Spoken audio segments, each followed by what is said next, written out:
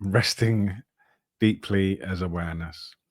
So let's begin with that. Just a short little meditation, just to remind us of why we are here, and just simply allow yourself to feel your body, whatever thoughts, whatever noises are occurring. Uh, allow them to be as they are.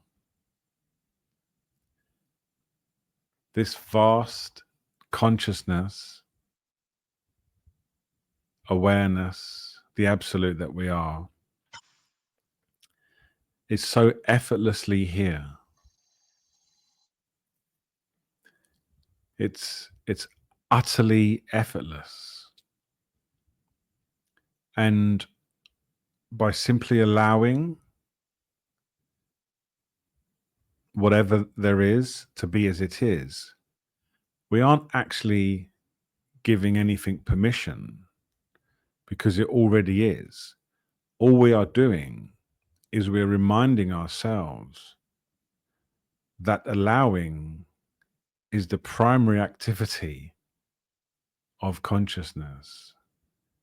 Just effortless allowing, effortless presence, effortless being.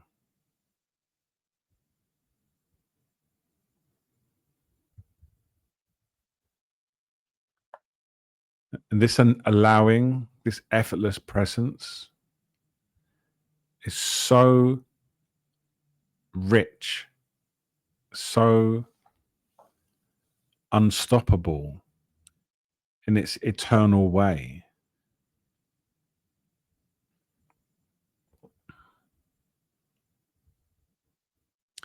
It just is.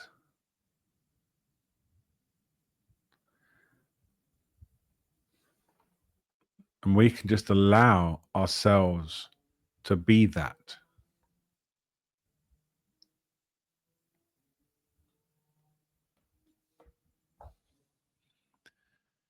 Thoughts come,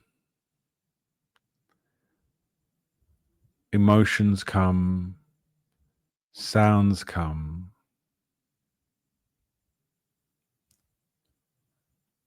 But where do they come from?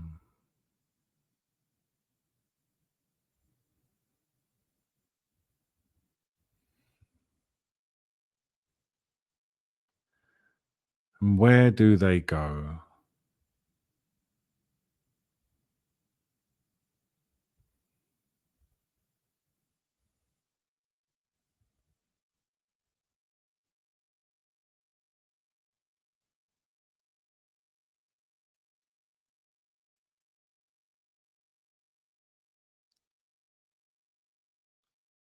Every appearance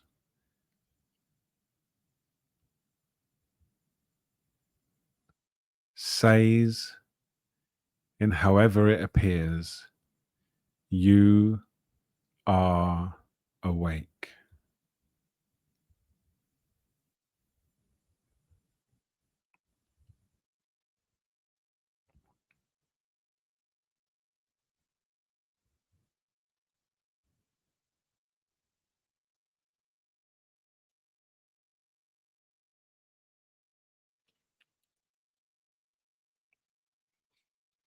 They can remind us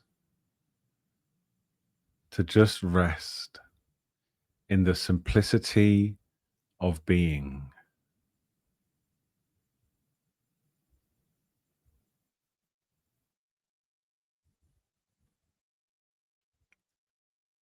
When a thought appears,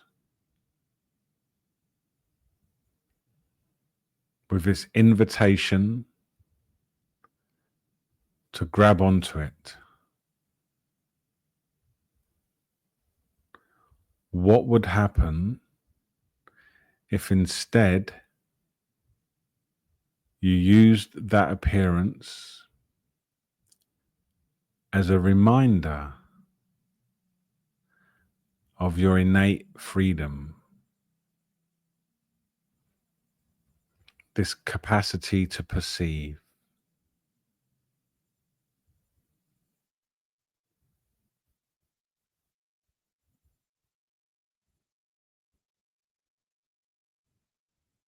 just resting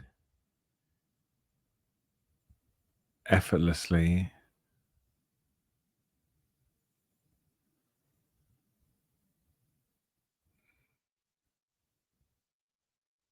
as this.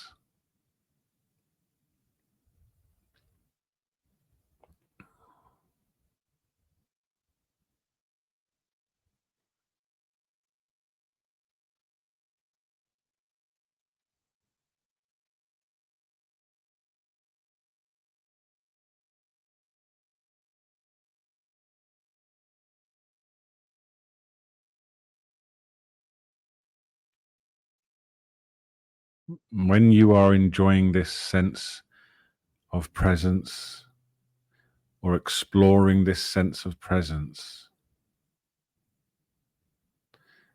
it can be very powerful to truly ask yourself, where do these thoughts come from? Where does sensations come from? Because if we truly know there is only this single nature, then whatever appears must also be that. It must.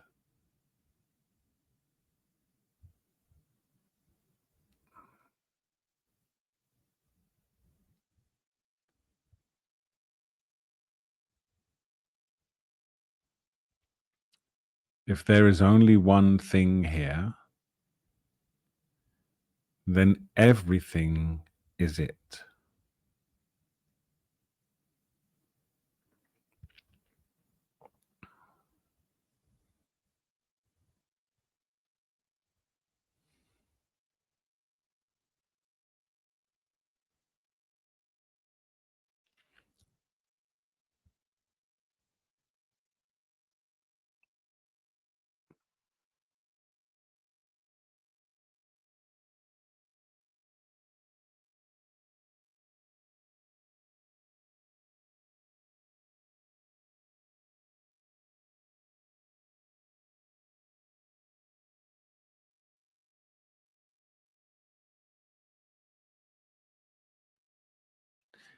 And if everything that appears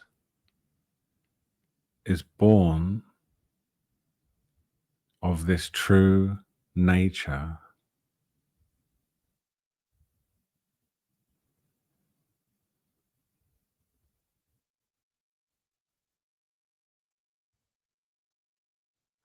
then what is there to fear? What is there to grasp? And what is there to avoid?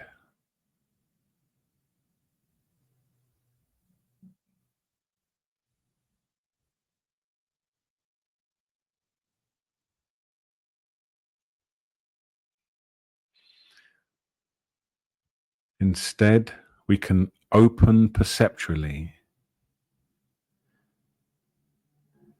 We can acknowledge complete perceptual openness to all experience. Just resting, perceptually open to whatever is appearing right now.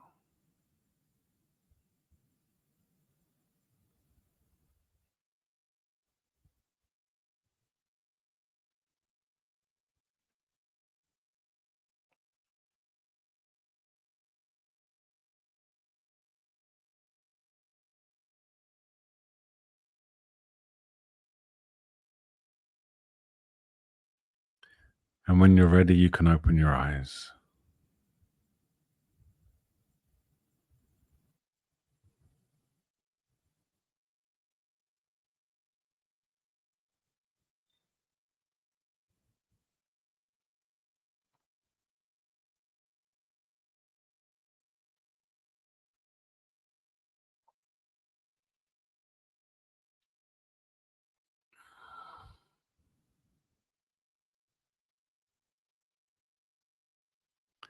So feel free whenever you want to ask any questions about anything whatsoever. And there's no pressure to ask anything at all. We can also just sit here.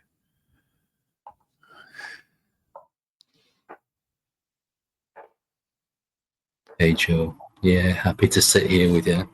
But at the same time, I thought I'd Great. relate an experience with you as well. Not necessarily a question as such. I've been delivering a lot of leaflets lately, and around the Doncaster area, a very glamorous job. And but it's also very meditative as I go from one door to another, put a leaflet through, etc., etc. And so, because I've been doing this 8 hours a day, 3 days a week, it's been, nice weather, etc. And I've been doing a sadhana, a spiritual practice, as in like something Rupert Spira said a few weeks ago on a video that I saw. And he said, just as the way that there's no time, all there is now, or this moment, or whatever you want to call it, ahead. You can't jump ahead to the future. You can't jump back to the past, etc. And I think that's very, it's talked about a lot in spiritual circles. I think less than space. I don't know whether, from what I've experienced anyway. So Rupert Spira explained about space and about how you can't jump from here to there or to anywhere. Obviously you can jump, but you can't transport yourself as in Star Trek or whatever. So I was practicing this as I was going door to door, giant driveways. There could be terraced houses, or there could be like sort of steep drives, nightmare houses. It doesn't matter, because I was practicing just being here still and realizing that the whole world is an illusion, and that it's almost as though it's moving, that the world is moving, my body's moving, and I'm staying still, including thoughts, including emotions, etc., things like that. Mm-hmm. So just going through from place to place, and I'm thinking, this is the best job in the world. And so I was really sort of flowing with that. But also, as a side note, I noticed that before I'd see a shortcut from one house to another, and I'll think, oh great, I'm having that, and jumping into it, and I'd see that as like sort of a little like sort of a dopamine hit would come, and now I'm aware of it. I'm thinking, in this state of mind, I'm walking, and it doesn't matter what I do, because there is no doing, there's just stillness.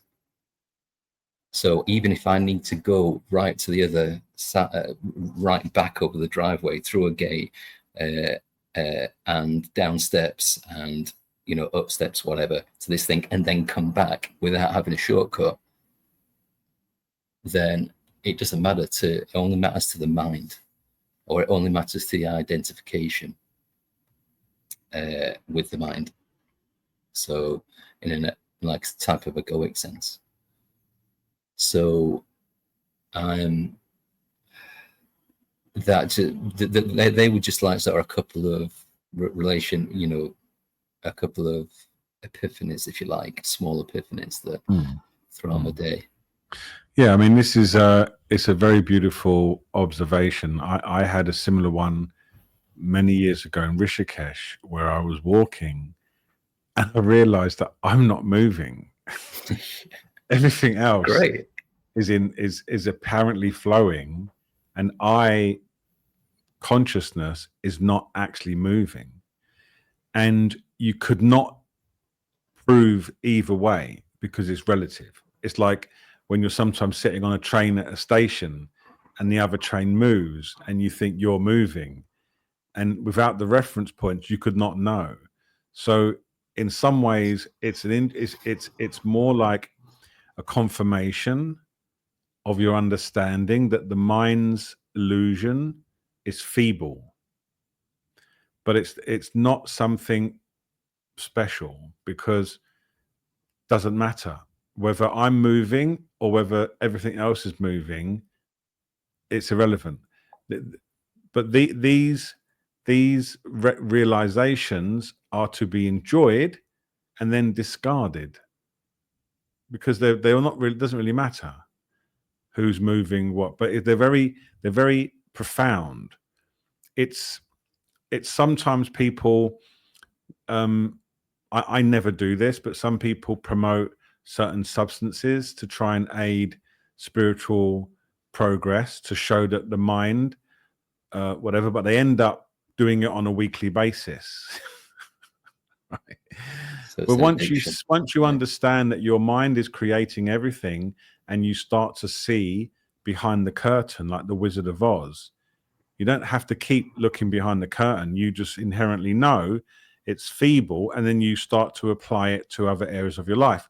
And what I like about this anecdote that you're sharing is it's very relaxing to be able to do things without the mind bullying you along to a clock, or telling you you're tired because there isn't a shortcut. You've got to come back out of the path and walk around, and you can't just go through the gate. So your mind will be like, this is rubbish, I hate that. And I often observe here in Thailand, I sometimes joke and I say, look, my whole spiritual path is just to become more Thai. Because, for instance, I have a gardener, and my gardener can do, 25-meter hedge, and he does it in a way that he's only doing one thing at a time. I never see him put his tools down and think, bloody hell, look how much more I've got to do. Right? He doesn't get into that space. I have a cleaner here that's been with me for a very long time. I've never, ever seen her sigh. Like if I'm doing a kitchen, I'm like, what? Like if there's still more to do. So that teaches me that this is something I've learned. So when you start to understand, basically what you're really talking about here is the mind's illusion is visible to those who pay attention. And once you see that, you can apply it to your life. And now when I do things, there isn't like, if my mind starts to create suffering, I know how to call it in to heal. You say, no, right? Like, I'll go the long way. And I know these sound very simple, but it's just what you're doing is you're making friends with your own mind. You're making friends with you're developing a healthy relationship with your own mind, so that you are the master of it. It flashes the illusion, and you go, "Oh, that's a good one," haha, and then you carry on. When before you might have been totally lost to it, as I once was. And in the Buddhist teachings, they talk about this. They talk about first your mind is your enemy, then it becomes your friend, and then it becomes your teacher. Right? Because you develop such a great relationship with the mechanism of mind. We can call it the nature of mind, right? So that insight, you understand more now about the nature of mind. And there are certain schools that they call this entire teaching, not in Advaita Vedanta, but in more the Tibetan paths. They just call it the study of the nature of mind. You see, so these are wonderful things, and there's so many of them. There's so many of them that come to play. For instance, one I always have, whenever I go to do yoga, my mind tells me I hate yoga. Yet I've never, ever had a yoga session I wish I never did. It lies to you, doesn't it? Well, not lies to you, but it's just like it's a bit harsh. But it's trying just to protect you. Protect It's you. always trying to protect you. It's trying to protect you from emotions, sensations, and feelings in ways it's learnt to from its causes and conditions. Right? But they are mostly ineffective, or they have stopped working, or they worked at one point and then they stopped working at another time. I was talking to a friend today who said that one of the worst thoughts he had was he watched a wildlife show and the gazelle got attacked, and his brain went, good, the gazelle deserved it. Right? Now, it's very great for him to share this, but obviously he doesn't believe that. What the mind is doing is preventing him from feeling the empathy for a vulnerable animal being attacked. So all of these mind things are just ways that we've learned to protect ourselves as children, mostly, right? And they become ineffective, and they leave what you might call trauma traces in the mind stream that somehow, even though it's pure space, they manage to refract the light in a certain way that becomes detrimental to our human life. They don't affect you consciousness, but they affect your human life. So this is why in the work that I do, I promote both paths. I promote awakening, which is the recognition that you are free, and from that place of freedom, get radically familiar with the nature of your mind to become more beneficial in your life as a human being. Because otherwise, if we don't do that, nothing wrong with this, we can all go and find out where Ramana Maharshi lived and rent the flat next door. Run the space next door. Rent the space next door. Right? Yeah. And like he was one of the, I think I was saying today, I think he's one of the most profound teachers that's ever lived, because of the safety he offered by wanting nothing. Right? Yeah. He wanted nothing from his Sangha, so that's why he came up in conversation. But my point is that not like we don't all want to live that path. A lot of us want to be in relationships, in romance. We want to do work, because the end result of everyone becoming a spiritual teacher like Ramana Maharshi is we will become spiritual teachers like Ramana Maharshi. It's great, but that's not how the absolute works. The absolute is just so unfathomable that you can be a great spiritual teacher and be a dentist, right? So my point is that some of us are called to harness our wisdom as awakened beings and bring it into life areas. And that's when you really want to work with the nature of mind, to work on your trauma traces, to find out how you operate, and use this vast power of presence, not to try and break it or change it, but just to illuminate it. You just illuminate it, and it will become undone by the very nature of your own seeing. Clear seeing is a superpower when it comes to your own internal mechanisms. And it starts, in your case, I mean, you've been doing this for a long time, so you've got many experiences like this, but this one's particularly interesting because you're doing this role where you're walking around and it could be incredibly boring for a mind. And you're managed to turn this into, wow, this is amazing. This is so much fun. Look what my mind does. And that is the healthiest approach. I'll just say one one more thing, and then we'll see what anyone else has to share. But my issue with food addiction was torturous until I recognized my true nature.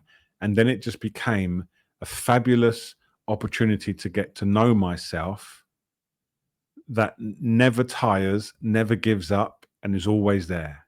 It's always creating cravings. What an amazing teacher. It's always giving me a new lesson to learn. And it was fabulous for my own awakening. Fabulous. I suppose each identification has, the biggest spiritual value, hasn't it? I suppose. That's why I said, yes, go on. And that's why I say in the meditation, I said, every appearance that appears, it's screaming at you in the way that it can by appearing, you are awake. It has its other nature. And some of the things I say might seem strange, but when I look at this headphone case, it's telling me it's a headphone case, but the nature of me perceiving it is also telling me you are awake. And everything is like that. And after a while, the you are awake part becomes dominant because it actually is dominant. So yeah, just one more thing before you carry on, if that's all right, and that's about different paths to like sort of realization or awakening or whatever you want to call it. You know, it's like to realize that you're awakened more accurately, I suppose. That I tended to relate it to relate to this space dimension more than I do the time dimension, because it's harder. I don't know whether this is like sort of anything to do with the apparent thing that, you know, men are more spacious. I've got more of a sense of space than women. I don't even know if that's true, to be fair. But the path to it, it seemed easier for me than it does time and just thinking now and the future and the past. There is no future and there's a past. I totally understand that intellectually that there's no, you know, it's just a thought, the future and the past, etc. But as far as realization into it and you know, and sinking myself into that and knowing it completely, I find this space dimension easier for some reason. And describe what you mean by the space dimension being easier.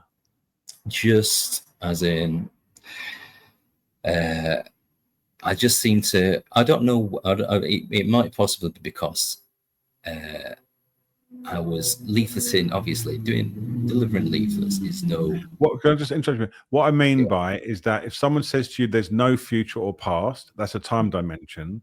Yeah. What is it about space that can be said to you that you'd be like, yeah, I get that? I don't know. Maybe I understand. Maybe it's a transportation thing. Maybe it's you something can't to do you with the can't just influence of jump to the Star Trek. space. Exactly. Right. Yeah.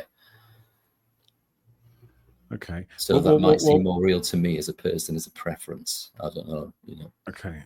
More real, as in. Yeah, The as fact in, that you can't. yeah. Right. So as in identification with things. Right. So you're less identified with spatial objects than you are with time dimensions. I don't know whether it's the other way around, to be honest. What you're saying felt like the other way around. Yeah. Mm. Yeah. And I'm not sure, but the thing is this: it again, this type of thing is really just it doesn't actually really matter. Yeah. If you find something that helps you or appears to help that which you think you are become softer, less held on to, less dominant, then go with it. You know, there's all the way from people who cannot abhor these conversations. They hate it. They will switch off. And there's people who love it. And it's just wherever you find yourself, that's where you flourish. It's like if they do seed balling, where they throw seed balls into a garden, and they're all the same seed balls but thrown in different locations, and some plants flourish in one part and other ones flourish in another, and it's a really healthy way to find out where particular plants flourish in microclimates. For us as remembering, on a path of remembering who we truly are, some places will feel more helpful and we just enjoy them until we're ready to move on. This can be teachers, this can be books, this can be practices, whatever it is. Nothing is held on to, just whatever works at that time. Enjoy it. At some point something else will appear, enjoy that, and just continue in this blissful journey of Satchit Ananda, the bliss of knowing oneself. So yeah, it doesn't really matter which is which is a preference. Just enjoy whatever also there is. another thing was the the realization that there was my mind was so full with answers, with questions that apparently wanted answers. So, and I was going around, I was like, you know, I'd like sort of take a quick look over the last hour of leafleting, and I thought, well, you know, there's been a lot of dialogue there, but I've noticed it all. I think this job's very good for you. It is, isn't Very it? good for you. Great, you're being paid. You're being. I could actually have a retreat and do this as a practice. I get paid for this. You're getting paid for it. So just, Yeah. but you'll find, like for me, I can find the spiritual practice in anything I do, even from having to go downstairs to get a screw because I forgot it. Right? Yeah. Whatever, it doesn't matter what it is. Everything is friends, family, food, work. The whole thing is a spiritual practice, because what it is, it's true nature, which you are, that has been blessed with this brain that is operating in a self-created world, and you are going through the process of remembering who you are. So all of it is a spiritual practice, even for those who don't know it. You are fortunate, and everyone on this call is fortunate, because you know it's a spirit. You know life is a spiritual practice, but perhaps you can remember when you didn't and how difficult that was. Yeah, absolutely. So thanks, man. I appreciate it. That's okay. All right. Let's see if anyone else has any questions.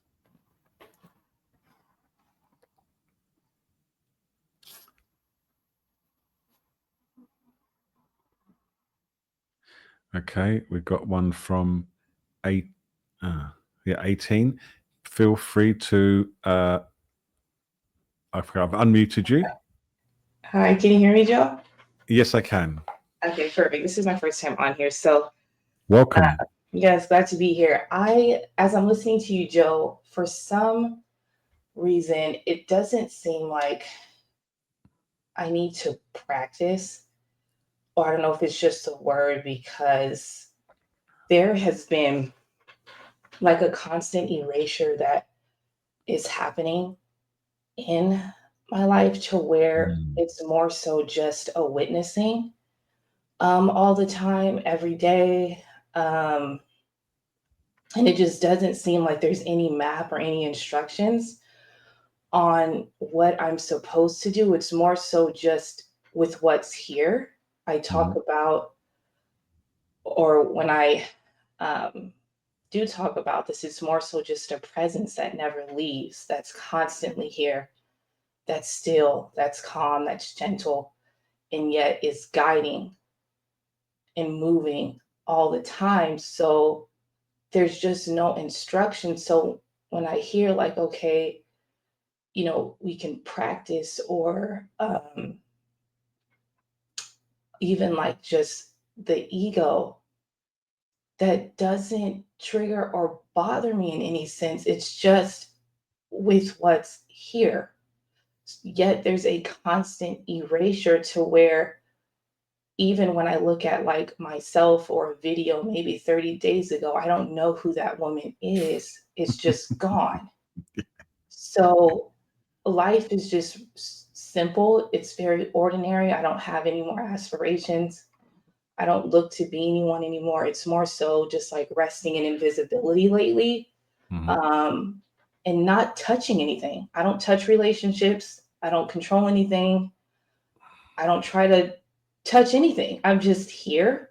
Yet there is something that is being lived through me, or through this body, that I can't put into words. So I guess my question is, Joe, I don't get a sense to practice anything right now. Is that just how it is? Does this morph into something else? Yet the very question, Joe, I don't need to know. So I'm just asking you this, yet there's no anxiety to know. I understand. Next, so. I understand completely. I think what you're explaining is absolutely wonderful. One of the most difficult things, let's rephrase that.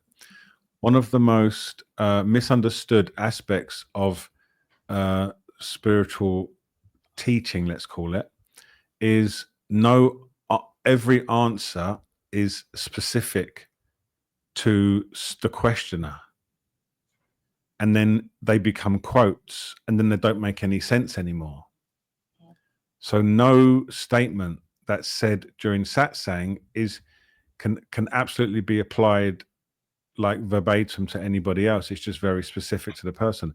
What I loved about your share, and what I'd like to just explore a little bit, is when you said there's this presence that's just stable and guiding. What would it look like if you took a gentle step to being that?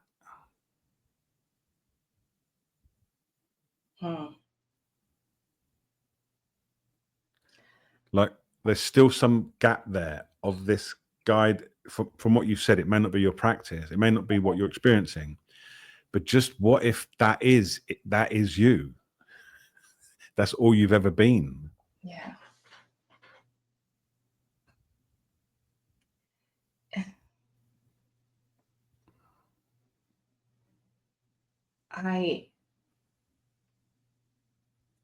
It appears like that the presence that's here, because there have been some experiences that have happened to where it was very clear that Nicole isn't real. It was felt from behind. It was vast, and it was like I could have been swapped at any second, like literally, and it just kept coming forth in and out. Trying to describe this in words where it is impossible. And I was like, well, why didn't it make the switch? Like, it just could have swapped. And it's almost like, I don't want to say in between. It's so hard to explain, Joe. I understand you perfectly though. Yeah, I can't. I understand you perfectly. Yeah, that this is beautiful, because what's happening is the presence that you are is just dissolving what it's taken itself to be, but it's not destructive, right? Because it can allow the self to dissolve without there being a destruction of such. It's more like an integration. It's more like a perspective shift from believing you are at the center of what you're perceiving. So I'm Nicole, and I'm, wow, look, there's that presence, and it's just orientating towards I am that, and then just enjoy it there. So practice sometimes is a triggering word. I sometimes use it, I sometimes don't. It's irrelevant, really.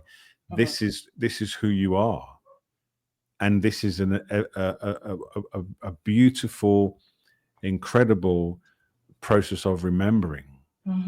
Even remembering is too much. As you said, these words don't matter. I sometimes describe the absolute, which is this true nature, as as a dissemination into all perceptions, all perceivers, all beings, and forgetting who it is, so it can know itself as the separate self. So everyone you ever speak to is that same absolute voice remembering itself. So if I ask a bus driver, who are you? My name's Barry. There's complete amnesia. But if I ask you, you're like, I'm this. It's the same absolute remembering itself. And you are that presence, that you are it, but you're keeping tiny little bit of distance by saying that. And we all do that. There's this presence. I do it when I'm talking. Sometimes I say there's this presence that exists, that you are. Yeah. I did it tonight in a satsang. But the private invitation is, what if you went like, which is you're doing it anyway. So I'm not really giving you an instruction here, but it's just like, wow. Yeah. That's who I am. That's what I am. Yeah. Beautiful. Thank you. And it never ends. It's like an infinite dimmer switch. Yeah, I'm like, what? There's no end. It just Beautiful. turning up. Exciting. Thank Thank you. you for your share. It was very eloquent and a beautiful example of who we are, who we truly are. So thank you so much. Thank you. Mm.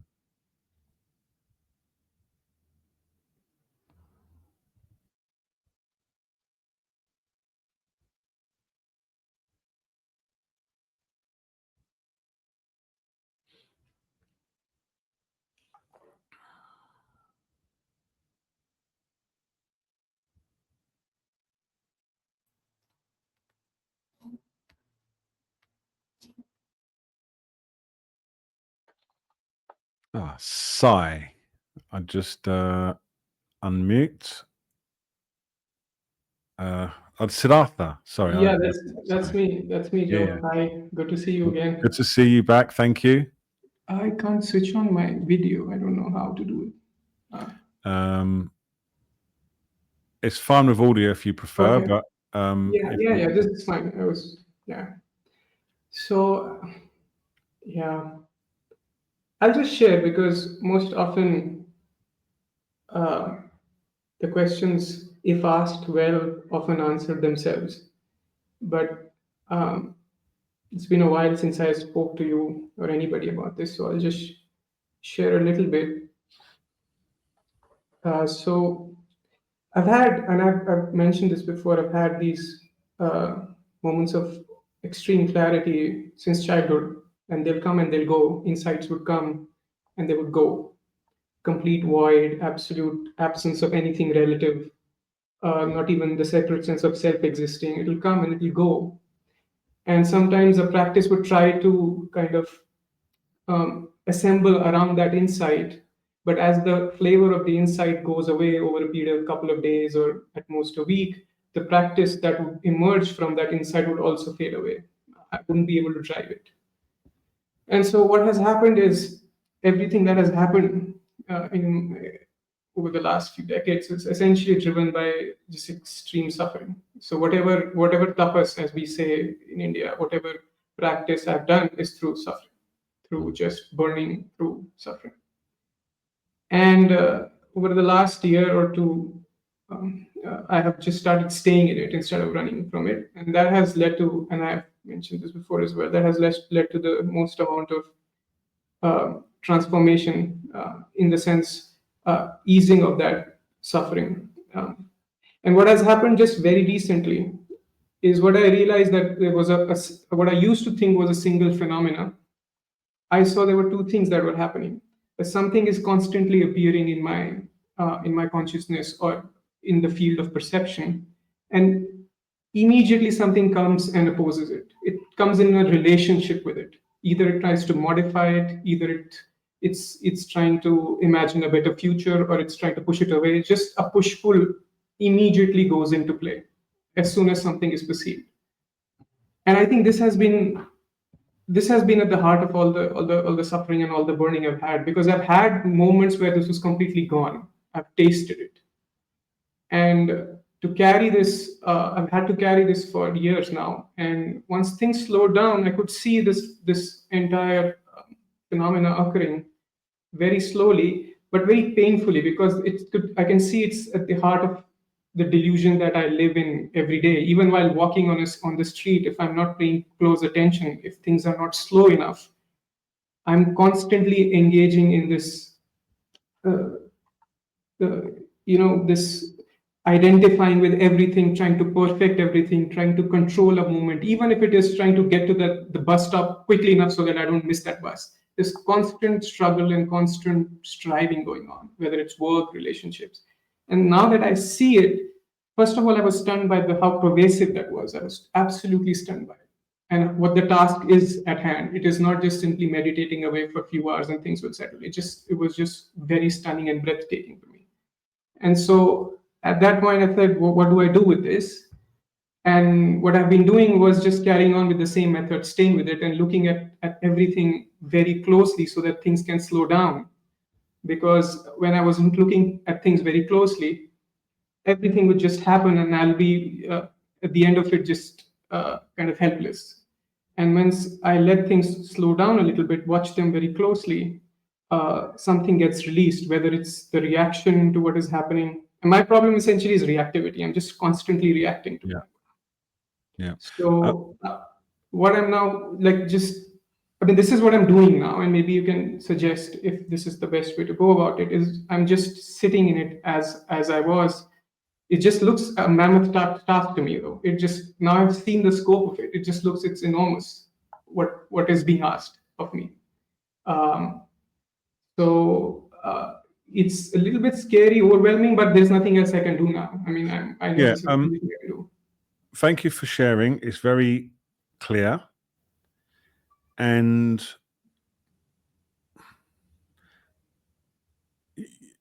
you can't control what appears. So if you have a mind that sees a lot of strife, contention, and other combatant type things going on, you can't control that. It's impossible. Suffering is to try and control that.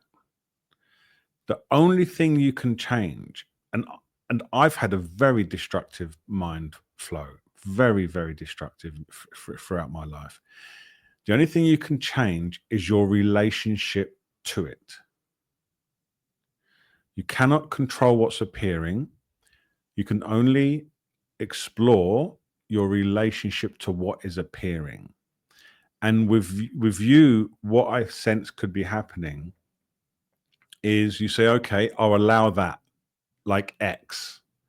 Yeah. And you allow X, and then Y appears in relationship to that, the X, and you don't allow that, and you suffer again. Right? So it might be like, I allow myself, I'm going to make this up, right? Please go ahead. I allow myself to be, I'm going to allow this frustration that I got to get the bus, right? And then another one comes in like, bloody hell, man, why am I always rushing? And then you go, oh, I'm going to allow that. And another one comes in and it goes, look at you always thinking about time. And then you don't allow that, and it creates tension. I'm not saying this is true, but I'm saying something to explore. So when you was talking then, it always felt like there was a point where you tried and then you said, this one got me. I want to invite you to completely allow it at every level. I call it the Great Kaplunk. There's a really weird game that when I was a kid called Kaplunk, and you pull these sticks out, and at some point the whole thing collapses. This is what happens with this process of a tense mind. You allow this, and then the next one comes, and you allow that, and the next one comes. You just welcome it all.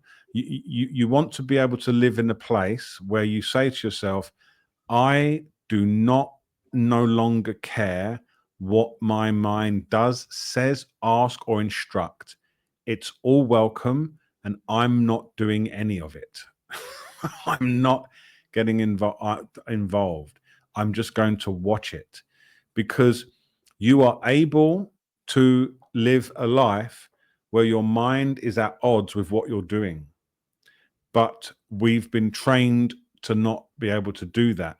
And the paradox is, when you start to allow your mind to be however it is, it becomes less reactive, because its whole mechanism is trying to make you feel safe in very untraceable ways sometimes. But by you resting with whatever it's doing, you are telling your entire mechanism, I am safe. This isn't needed. We don't need to do this. We don't need to worry about this. We don't need to think about this. And the whole thing starts to calm down. I've witnessed this happen in myself. You just let it be. Allow everything to be as it is. Short moments, whenever you remember, you allow the mind to be. I let it to be. And you're going to forget. You're going to forget, because you're going to get back on. I think Muji says this, and I love the way he says it. He goes, the train comes into the station, don't get on the train. Right? But it's hard when you haven't got off 50 trains and 51 comes in and you get on. So it's So I'm going to remove the word hard, and I'm going to come to a playful space with your mind. If you can develop a playful relationship with your mind and allow it to do what it does, and just say, you're allowed, even say it to yourself, you're allowed to think that. I welcome these thoughts. That will be a practice that can be very, very beneficial. It's impossible for me to know everyone's situation, but the most powerful practice that's ever been shared across all spiritual circles is resting as awareness. Dzogchen, the Tibetan teachings, they've had so much success with people training people to leave things as they are. And I'll say again why it works. When your mind presents something to you, it's not real. But if you interact with it, it's real. Right? So by interacting with this appearances, you are sustaining them. It's called reification. You are making them real. And when they are real, they hurt. So when you don't react, you leave it as it is, you welcome it. If you feel feelings, feel them. If you have thoughts, think them. Allow it to be. That creates this understanding, this deep understanding that they are harmless. They have no power over you. There's actually a movie about this. It doesn't know it's about this, but it is. It's called The Beautiful Mind. And it's about a mathematician who got schizophrenia, and he had these characters living in his world who to him appeared to be real. And they interrupted everything he was doing. And he worked out, because he was such a clever human, that the fake people only speak to him when he speaks to them. Yes, I've seen that movie. He called it The Diet of the Mind. Right. And this actually, whether it wasn't designed like that, but this is the same as the practices that we're doing here. These things only hurt through your engagement because they need your resistance to create pain. They need this resistance. If that's not there, how can pain be created? So what has happened over the years, Joe, is I've like progressively, this has been a progressive movement. So there were things that I would not be able to handle or not be able to let go, and repetition, recollection, going back and realizing, there was this moment where I just kind of jumped on that train. I fell in an unconscious behavior. And so it has been a slow process. And there are still things, obviously, where the reactivity would just jump ahead, especially when you're dealing with people, whether it's relationships or work, where it won't give you the time to stabilize. So that's where the challenge is, really. I mean, hang on. Let's go back a minute. Okay. Why is it a slow? Why is it? Who says it's slow? What if it's the perfect speed? Absolutely perfect speed. Slow. Okay, it's because I can go back and I can look at years of reactivity gradually. Doesn't matter. It doesn't matter. We were speaking earlier about that you can't jump around in space and you can't jump around in time. So even just you thinking it's going slow is a source of suffering. Yes. Now, every single human being is totally different, and talk about slow. I on my weight loss journey, I started in 2004 at 330 pounds. I'm now about 240, and it's 20 years later. My brother loves teasing me about that, but I just see it as it's the perfect speed. Slow, what does that even mean? You're a being getting to know the nature of your mind. If you're cutting through a forest, someone might have a very light forest and a couple of things and they're done. Someone might have a very dense forest. It doesn't matter. If you start to focus on the outcome, it's always too slow. So you're telling me to not think of this as a process? No, it's not a process. Well, how could the process means time? Yeah. There's just you now. How do you feel? How is your Are you present now? Are you here? Yes, Right. Are there thoughts appearing? they are. So what? This doesn't matter. What thoughts? No thoughts. What thoughts are made of consciousness? I often say it's like pouring milk into milk. The Tibetans say this. It's like pouring milk into milk. If everything's made of milk, then pouring milk into milk, you haven't spilt anything. If Yeah. everything's made of consciousness, you've got thoughts, you've got space, you've got this idea that it's slow, you've got somewhere we want to get to. You're getting on all of the trains, and that's okay. Get on the trains. Just know that you're on the trains. It's not even a question of not avoiding. Oh, I better not do that. Go and do it. Like if you was to spend a week indulging everything that you think about, you'd soon think, maybe I could just rest. Like, you're perfect as you are. And for everyone here, whatever thoughts you're having, they're perfect thoughts. They're made of pure space. Whatever you're feeling, they're perfect feels, emotions, sensations. They're pure space. That's it. Whatever's appearing is completely pure. When I say pure, I mean pure as it's free of anything else. You're looking at all of the contents of your mind and you're establishing them as things. They aren't things. They are pure space that renders in this particularly interesting way, but they have no substance. You couldn't give me a bag of your thoughts. You could give me a bag of words, but they're meaningless. So for you, it's really exploring the idea of what if everything I'm experiencing right now is awakening. That is awakening. And I'm just confused about that. But even the confusion is awakening. Okay. Like your power to know is superior to what is known. Your capacity to be here now is greater than anything you can do. Everyone is fully accomplished as presence. There's nothing you can add to it. It's such an interesting phenomena that we think that our activities or thoughts or conduct is more important than that which is.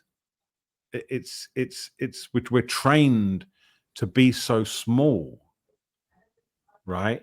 That whether or not I think this or that changes everything. Like one of the funniest ones I come across is people who think they're not awake. How can we be so arrogant to think that the thought I'm not awake is more powerful than the entire absolute that brought that thought into place? So bang, I'm not awake. Like it's not more powerful than that which is. So it's kind of resting in the throne of your conscious presence, finding comfort in this throne of being. So all the chitter chatter runs around and you're fine. The reason why I use the word allow is because in the Tibetan teachings that I like, they talk about the lion. The lion in the jungle is the nature of mind. It's not scared of the gazelle. It allows the gazelle to roam, right? Where the gazelle is surrendering, hoping. So for you, you're in a position where you're more like the gazelle, hoping this mind leaves you alone one day. But you are that. You're bigger than that even. You are the lion of presence. So becoming familiar, living as that. And how you live as that is you don't get on the train. I'm the lion. This thought's appeared. It's beautiful. I allow this thought to be gone or stay. I don't care. I'm resting.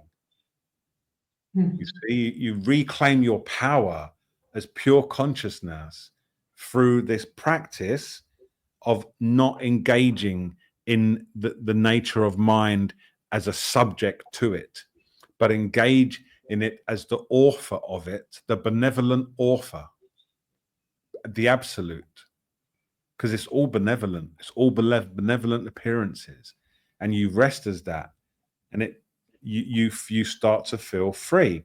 And what drives this is when you start to rest with that as yourself, you then have the capacity to rest with that as others. So when other people are going through these mind storms, you are now there without even saying a word. That's good. Don't get on the train. That's what you do. You are awakening. Your awakening intent is so strong. You so desperately want to wake up, but that desperation can also be an adaptation of weakness, right? And I don't mean it in a negative way. I mean it's you're being someone who desperately wants to wake up is also saying very clearly, I'm a subject, right? Because the author isn't trying to wake up, it is. So just explore gently the idea that things are going slowly. What if you're already awake completely? What if all these appearances are harmless? What if, like, I sometimes ask myself, what is even suffering? Thank you, Carol. What is even suffering? Like, what is it? It's really, what is it? Like, you really ask yourself, what is, it's just another thought. It's just another thought. I was talking to her earlier because we did a kirtan here today. So sometimes I have conversations with people afterwards. And I was explaining that when I was in the midst of my biggest food cravings, I'd be sitting at home, sitting on my hands, trying not to go to McDonald's, like the whole world is ending and I've got to get this food or I'm going to suffer so badly. And the phone would ring and it could be British Gas. Hello, is that Joe? Yeah. Oh, we're coming to fix your meter. Oh, that's great. What, Tuesday? Yeah, I can do Tuesday. Suddenly, where did all the drama go? Yeah.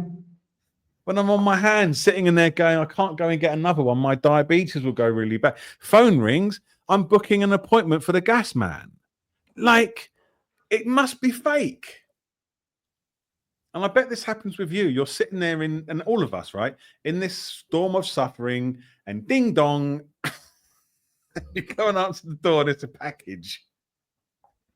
Joe, there are these cycles. Like I'm sure I'm. So just picking off of this example, I've actually noticed if I'm struggling, there's contraction, or there's any kind of pull, and I'm using some sort of a coping mechanism to deal with it, whether it's just watching something on YouTube or doing something to distract myself. If I just sit for maybe 3 to 4 minutes, it eases. But I think the relentless aspect of it, like next day morning, I get up again. It's cyclical. It's just I would get into these clear spaces, but then come back. Stop for 1 minute, right? Yeah. Just say to yourself right now, shh. Shh. Thank you for thinking. Shh.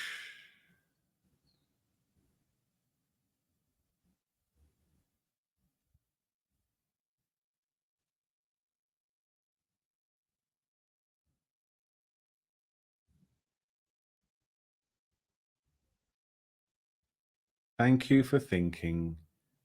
Shh.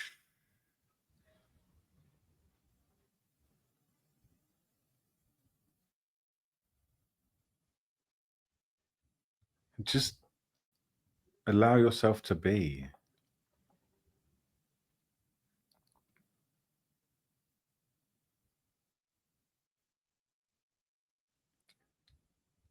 in your practice right now, I think you need to meet these thought streams before they even become things. Because once they become a thing, you get hooked to it. Before they even become a thing, when they first, their energy, shh. Thank you.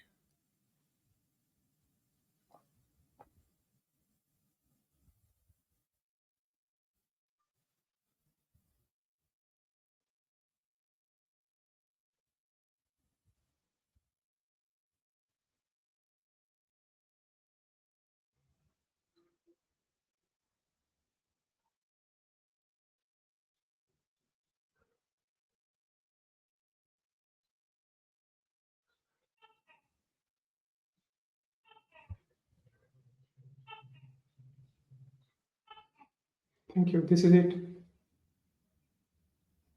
Okay. There is no train. Okay. I think we can leave it there. Let's just have a few minutes together.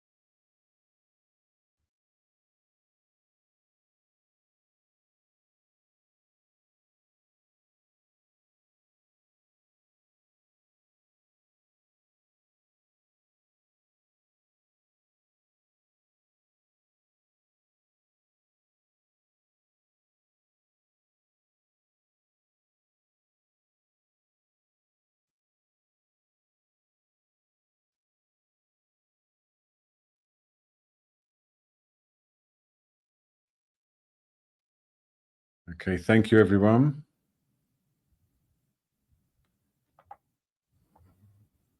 I nearly said cup and cup because I'm in Thailand. Namaste. Cheers, Joe. See you next week. Yeah. Thank you so much for sharing so deeply. I really appreciated it. You're welcome. Thank you all. All right.